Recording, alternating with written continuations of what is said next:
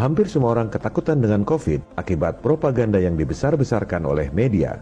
Tiap hari, semua media mengutip jumlah korban terinfeksi dan kematian akibat COVID. Seharusnya, media-media juga melakukan investigasi dan komparasi sendiri untuk memberi informasi yang lebih mencerahkan bagi publik. Mari kita gunakan data-data yang dipublikasikan oleh organisasi-organisasi elit.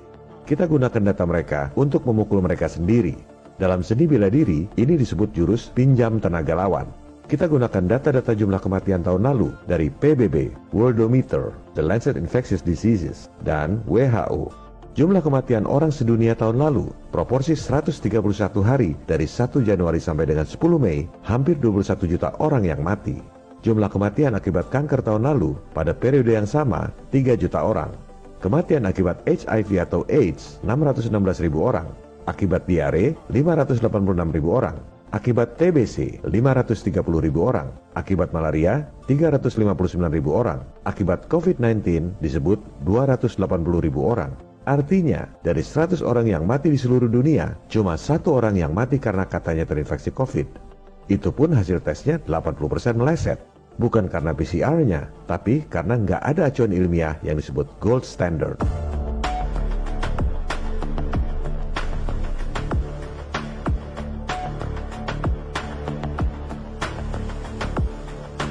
Itu perbandingan jumlah kematian di dunia. Bagaimana dengan Indonesia?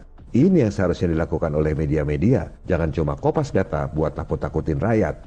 Kita gunakan data dari PBB dan International Vaccine Access Center. Kita juga gunakan data-data nasional dari Kapolri, BPS, dan Kementerian Kesehatan. Jumlah kematian di Indonesia tahun lalu, proporsi 131 hari dari 1 Januari sampai 10 Mei, 632.000 orang mati. Kematian akibat diare balita, hampir 12.000 orang. Akibat kecelakaan lalu lintas, 8.400 orang. Akibat HIV atau AIDS, 1.600 orang. Berapa jumlah kematian yang katanya karena COVID? 959 orang.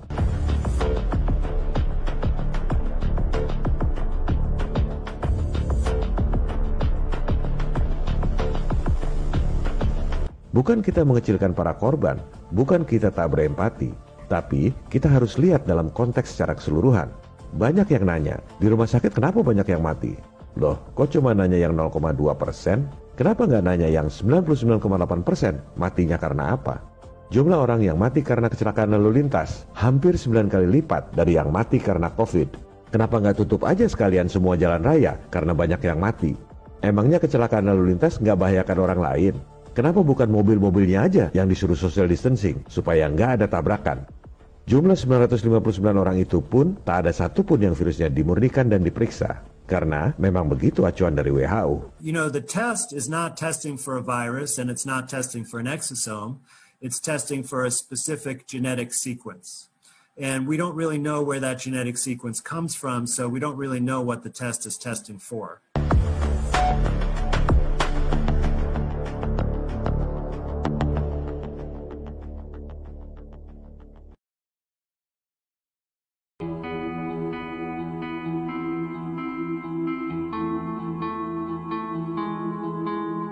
Berikut adalah kesimpulan yang akan saya tulis di layar agar bisa di-capture dan sebar lewat medsos. Sebab, menurut saya, ini adalah temuan yang luar biasa dari Dr. Kaufman. Kita bisa selesai dari masalah COVID saat ini juga kalau kita mau mencoba untuk memahaminya. Prosedur standar yang dilakukan oleh saintis peneliti virus di seluruh dunia adalah sesuai dengan acuan yang diberikan. Ibaratnya, sesuai pelajaran sekolah, textbook. Prosedurnya, ambil sampel dari cairan paru-paru, ambil DNA-nya, teliti urutan genetiknya.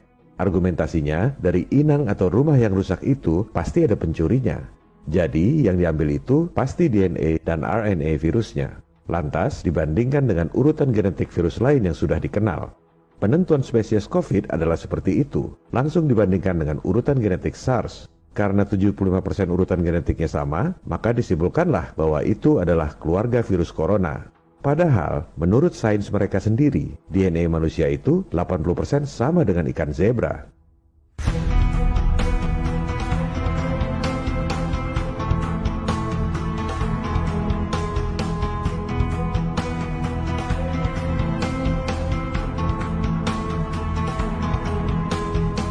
Yang disampaikan oleh Dr. Kaufman adalah sampel itu ibarat tong sampah yang isinya banyak.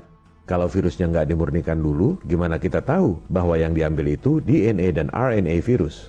Yang diambil justru DNA eksosom, karena baik ukuran, berat, dan bentuknya sangat mirip dengan virus. Dampak dari penelitian tanpa dimurnikan dulu virusnya adalah, virusnya malah jadi tidak teridentifikasi, acuan tes pasti meleset, jumlah korban seolah menjadi banyak, dan vaksin juga salah sasaran. Mau matikan virus, yang dimatikan malah eksosomnya yang sedang membantu mematikan racun. Ini sebenarnya bukan cuma acuan buat COVID, tapi sudah dilakukan sejak tahun 2003. Bahkan, penelitian virus SARS dan MERS juga prosedurnya seperti itu.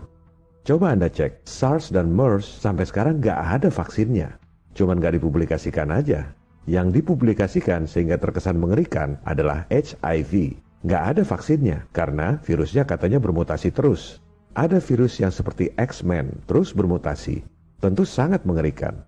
Sebenarnya, tahun 2003 itu ada peneliti HIV yang sangat kredibel di Johns Hopkins University bernama Profesor James Hildreth. Dialah yang pertama kali mengungkap bahwa yang dikira virus HIV itu sebenarnya eksosom. Makanya selalu berubah dan nggak bisa dikasih vaksin. Karena eksosom itu memang selalu berubah sesuai kadar racun yang ada di dalam tubuh. Ini juga bisa terjadi pada COVID.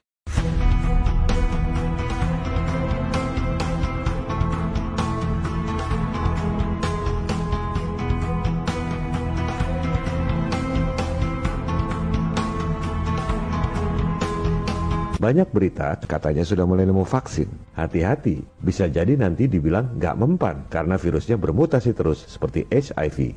Padahal itu eksosom, salah sasaran. Ini semua karena acuannya, ibaratnya karena pelajaran sekolahnya memang mengajarkan begitu. Semua orang yang melakukan penelitian di seluruh dunia, termasuk di Indonesia, selama pakai acuan yang sama, hasilnya pasti sama.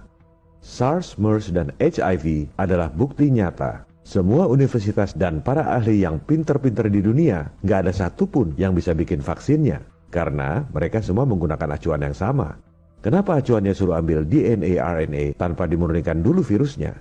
Keteledoran atau kesengajaan? Kalau keteledoran itu artinya kebodohan.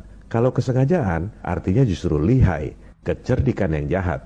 Karena dengan acuan seperti itu, virusnya nggak ketahuan. Akibatnya, nggak ada satupun orang-orang pintar di dunia ini yang bisa bikin vaksinnya. Persis seperti SARS, MERS, dan HIV. Yang bisa bikin vaksin adalah yang tahu rahasianya. Dia lagi. Perusahaan-perusahaan vaksin terbesar di dunia, si dewa komputer Bill Gates, 2 dari 5 pendana terbesar WHO.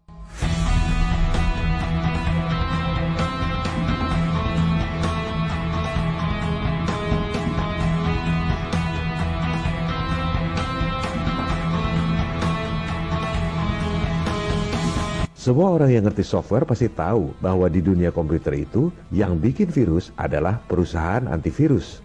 Virus komputer kan bukan makhluk hidup, tapi selalu ada virus baru, supaya yang sudah beli antivirus pun harus selalu beli update yang terbaru. Soal kesalahan acuan prosedur ini sebenarnya banyak yang tahu di Amerika, tapi siapa yang berani ngomong? Jadi kuncinya bukan pendapat dokter, tapi dokter mana yang berani melawan WHO. Interview Dr. Kaufman ini panjang, sekitar 2 jam. Masih bisa Anda saksikan di londonreal.tv. Materinya menjadi sangat bermutu karena hostnya juga orang pinter. Brian Rose, mantan jagoan Wall Street, alumni MIT, sama-sama Dr. Kaufman.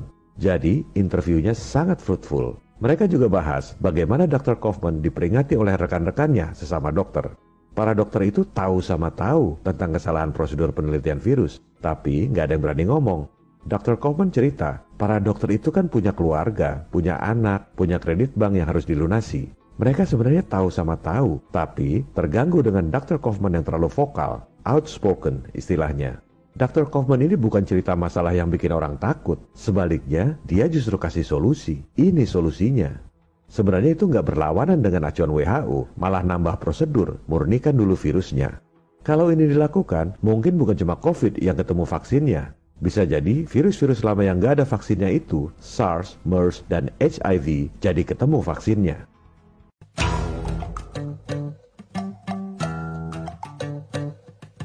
Apa yang harus kita lakukan sebagai rakyat? Pertama, yakinkan diri Anda sendiri, COVID-19 tak seseram propagandanya. Sakit pernapasan yang mematikan itu nyata, tapi belum tentu karena COVID. ada 4.824 orang mati tiap hari di Indonesia, tapi tidak dibesar-besarkan oleh media. Dari 500 orang yang mati di Indonesia, hanya 1 orang yang katanya karena COVID. Itu pun berdasarkan alat tes yang kambing dan pepaya pun terinfeksi COVID. Dasar ilmiah keberadaan COVID adalah 75% urutan genetiknya sama dengan SARS. Padahal ikan zebra DNA-nya 80% sama dengan manusia. Kita digiring oleh propaganda ketakutan, lockdown, jebakan Nekolim. Hong Kong tidak lockdown, jumlah kematian cuma 4 orang, cukup social distancing. Solusi konkret untuk menurunkan jumlah korban COVID adalah alat tes yang akurat. Caranya, murnikan dulu virusnya, baru kemudian dipetakan. Dari 160.000 dokter di Indonesia, sebenarnya cukup dikerjakan oleh 10 orang saja. Yang penting action, tak perlu debat publik. Ketiga, sebarkan informasi. Share lewat WA, tele, medsos, dan lain-lain. Keempat, aksi people power. Tunjukkan kepada penguasa elit, termasuk penguasa YouTube yang jumlahnya sedikit itu, tak akan bisa melawan kita, rakyat yang jumlahnya banyak. Download video ini sekarang, re-upload di channel Anda atau channel lain sebelum di take down. Jadi, kalau video ini di take down, masih ada ribuan channel lainnya. Kalau saya mati, masih ada jutaan people power lainnya. This is John Connor. If you're listening to this, you are the resistance. Stay safe. Salam people power.